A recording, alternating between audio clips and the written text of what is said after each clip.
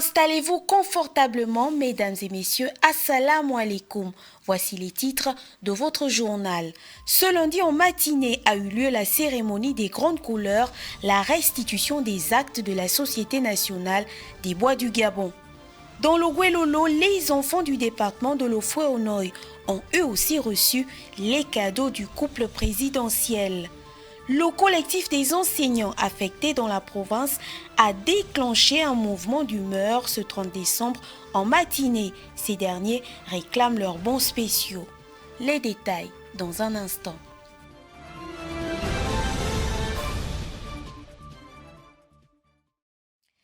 Actualité présidentielle, traditionnelle levée des couleurs ce lundi à l'esplanade CTRI en présence du chef de l'État, le général de brigade Brice Clotaire Oligui-Nguema, des membres du comité de transition pour la restauration des institutions et plusieurs personnalités. Moment qui a procédé la cérémonie de restitution à l'État gabonais des actes de la Société nationale des bois du Gabon. Il s'agit d'un acte de souveraineté voulu par les plus hautes autorités du pays dont la portée économique s'annonce salvatrice. Oumou Ouermi pour la communication présidentielle.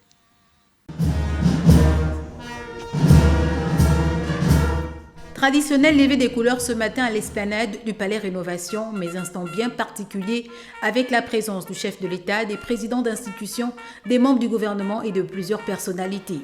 À l'unisson, la concorde se fait chanter.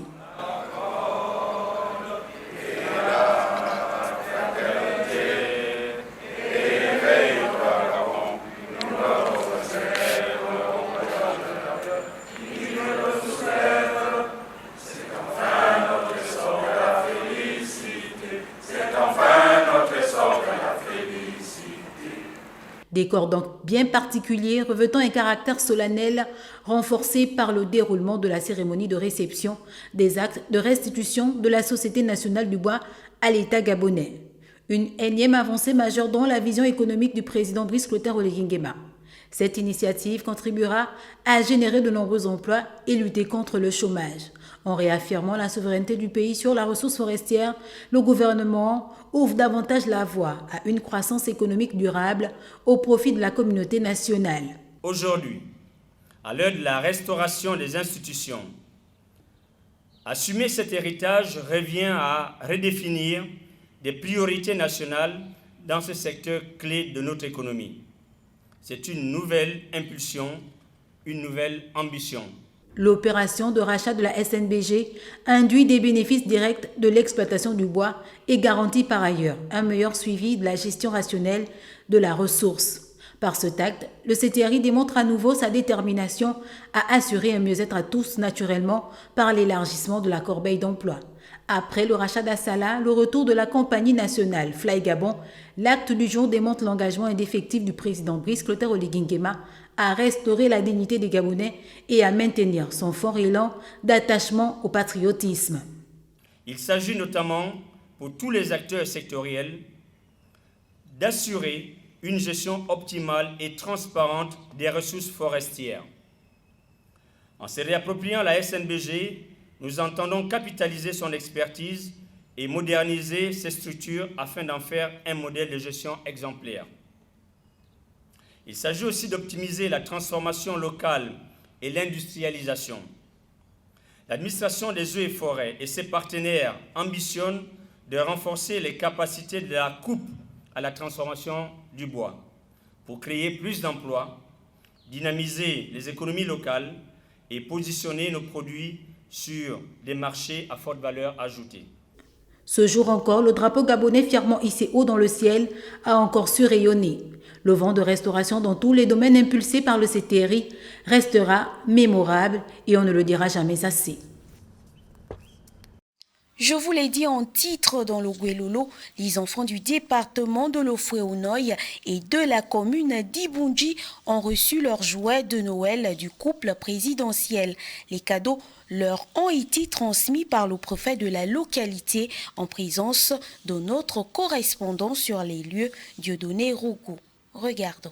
Après Lastrouville, Pana et Kulamutu, les trottés du Père Noël ont atterri à Ibunji. Cela grâce à la magie du couple présidentiel qui a envoyé des cadeaux de Noël aux moinas du département de l'Ofonoy et de la commune d'Ibunji. C'est à l'esplanade de la préfecture de cette localité que le préfet et le délégué spécial communal se sont chargés de distribuer ces jouets aux heureux bénéficiaires, non sans saluer cette initiative présidentielle. Grâce au dynamisme des plus autorités, à savoir le général de brigade vice-clotaire Oligi Nguema, et sous l'impulsion également de son épouse, Madame Zita Oligi Nguema, qui ont bien voulu honorer nos enfants dans le département de l'Ofonoy et singulièrement au niveau de la commune d'Ibunji, en mettant à leur disposition un certain nombre de cadeaux liés à la fête de la nativité. Ibunji, capitale départementale de l'Ofonoy, très ému d'accueillir cette cérémonie, remercie vivement le couple présidentiel. C'est la première fois dans l'histoire que la distribution des cadeaux de Noël se fasse à l'échelle nationale, au niveau provincial, au niveau des chefs-lieux de département et même des départements. Donc, c'est un fait inédit qu'il faut relever et nous ne sommes que très contents. Nous disons infiniment merci, M. le Président de la République. C'est donc avec des cadeaux en main que les bambins ibunjois sont repartis à la maison avec comme seul message l'éternelle reconnaissance.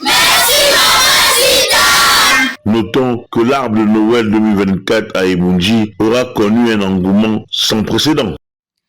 Même scénario dans la province de Logoué-Maritime.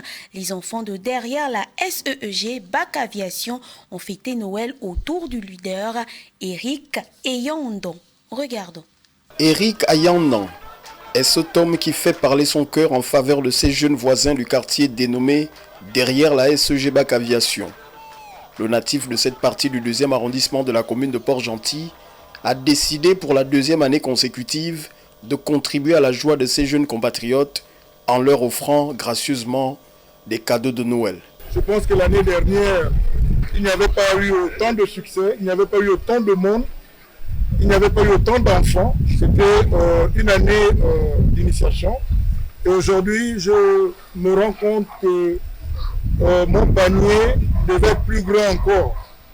Et j'ai fait avec ce qu'il fallait, parce que je sais que nous sommes nombreux ici.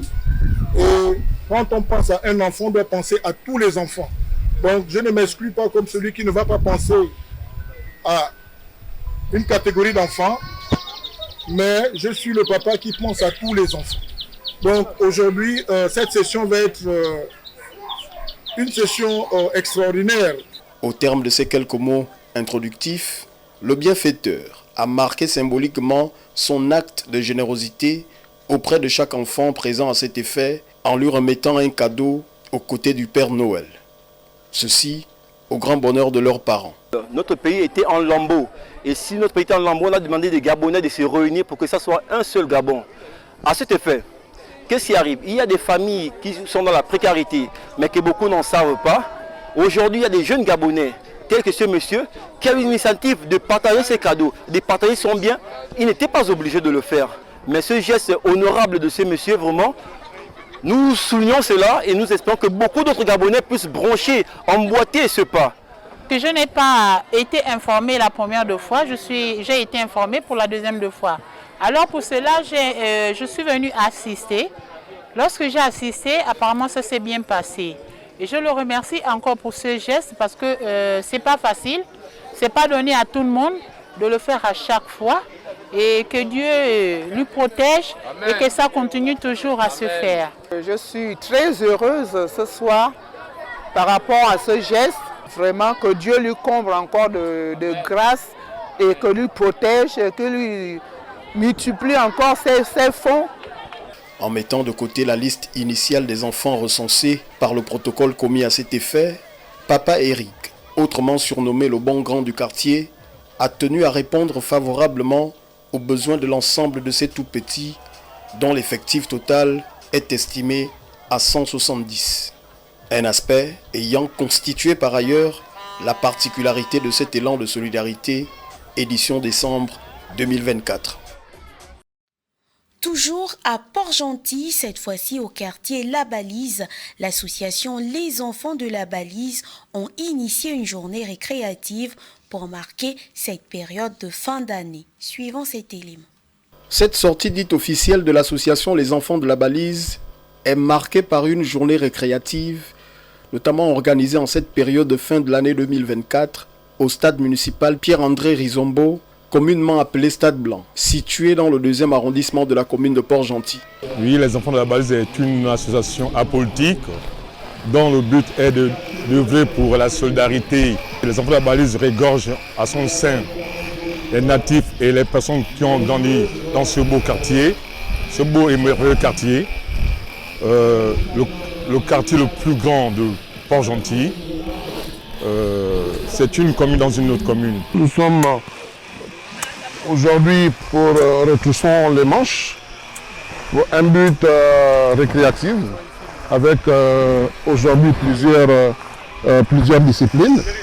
Pour Stade Blanc, là où nous avions tous grandi et nous avions joué au foot dans notre enfance. Le Stade Blanc, c'est, vous voulez, le point séquent de tous les enfants de Port-Gentil en général et en particulier des enfants de la Balise, et qui a vu éclore les grandes figures du football gabonais.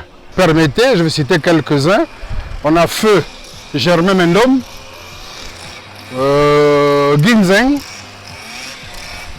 Guy-Roger Nzamba, mon aîné, Jonas Ogandaga, même le président de la République, le président de la transition, le général de brigade de Brice Clotaire Olinguema, je suis un témoin vivant, a fait école ici, sur ce stade, et c'est pour ça que nous avons tenu à lui redonner un peu de vie. C'est une journée récréative qui aura permis d'observer une variété d'activités. On a une séance de retroussant les manches. On va déblayer le stade proprement, à l'intérieur comme à l'extérieur. Quelques couches de peinture pour redonner vie au bâtiment. Le nettoyage des annexes, parce que vraiment on les retrouve ces annexes dans un état déjà vraiment avancé. On va essayer de faire ce qu'on peut avec les moyens de bord. Rappelons que c'est sur fonds propres qu'on essaye d'envisager ces quelques actions. On a un match de football ici que vous pouvez observer, un match de basket, tout ça pour essayer de conscientiser les jeunes sur le bien fondé de la structure qu'est le stade. Dans le gymnase, il y a du quick boxing qui essaye de s'entraîner. Il tient lieu de rappeler que l'association Les Enfants de la Balise n'a que 3 ans d'existence et regroupe à ce jour près de 152 membres.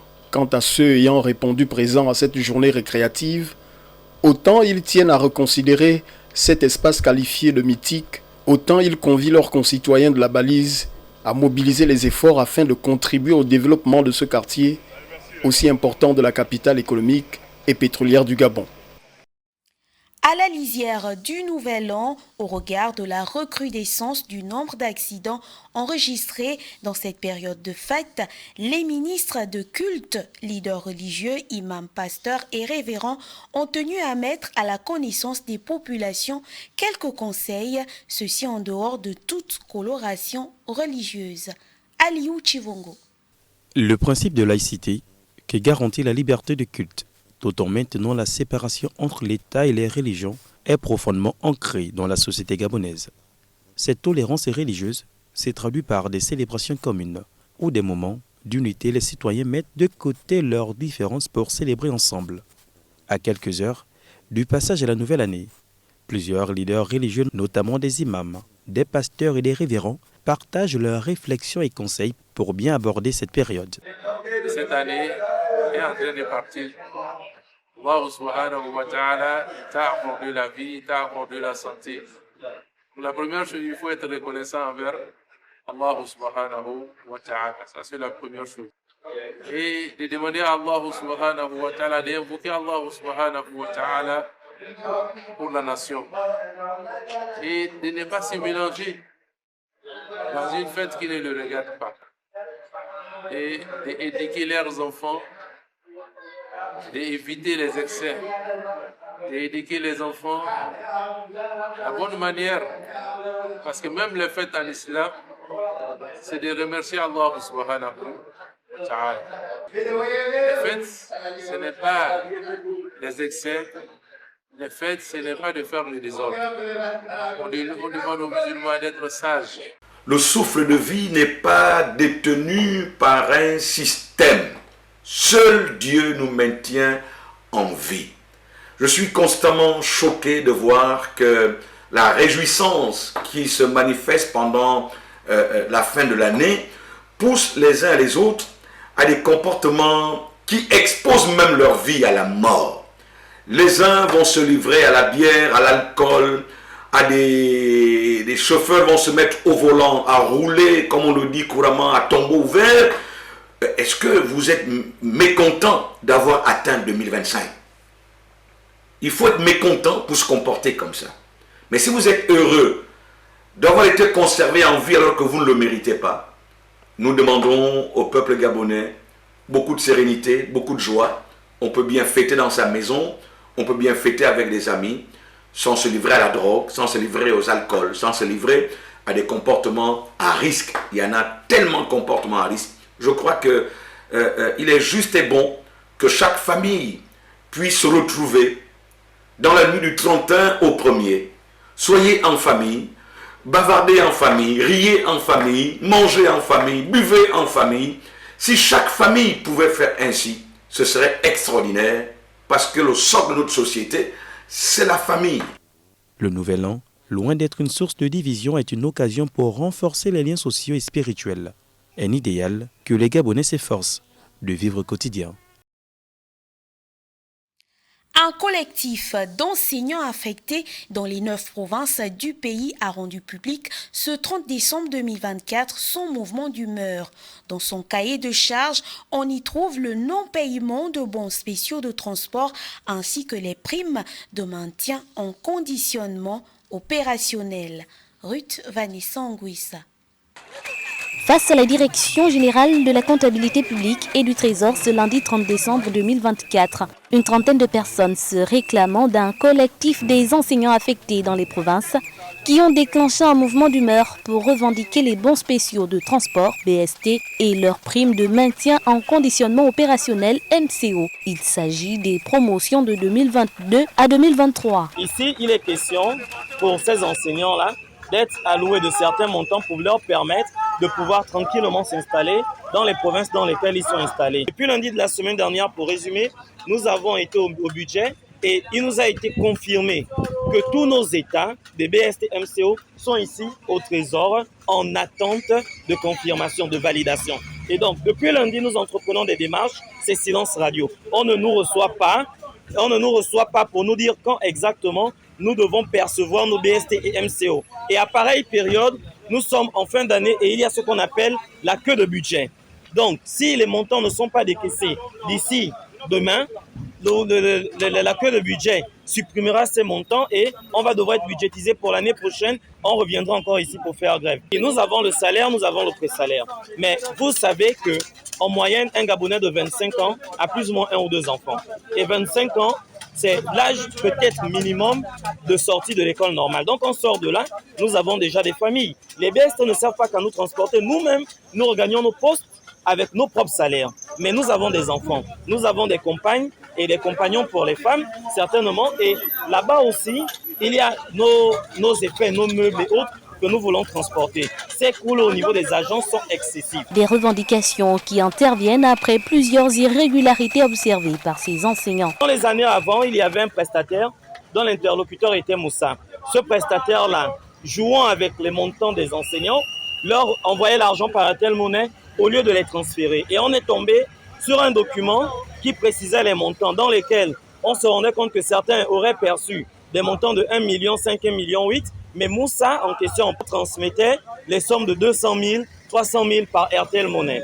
Donc en juillet, nous sommes arrivés et nous avons entrepris la démarche auprès du budget qui posait le problème suivant. Il fallait retirer Moussa de l'équation et nous permettre directement d'entrer en possession de nos fonds sans intermédiaire. Il faut noter que le BST et le MCO sont des moyens financiers mis à la disposition par l'État pour leur permettre de regagner leurs lieux d'affectation respectifs de l'intérieur du pays avec les membres de leur famille et leurs effets personnels.